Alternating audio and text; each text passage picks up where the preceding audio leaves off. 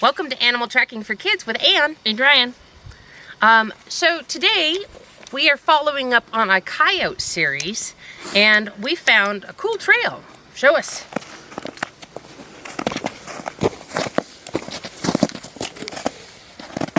Now what's interesting about that trail?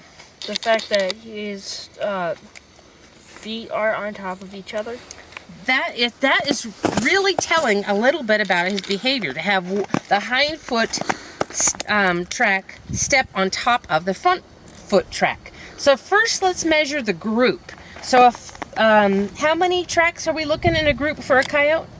4. 4. Okay, so I will hold the tape measure. So let's measure from the hind of one set of tracks, and not mark it up, right there, to the front of the 4 tracks. How many inches do you think we have there? About 22. About 22. That's awesome. That's a nice grouping because they're all together, right? Mm-hmm. That's pretty cool. So, thank you for joining us. Keep on tracking.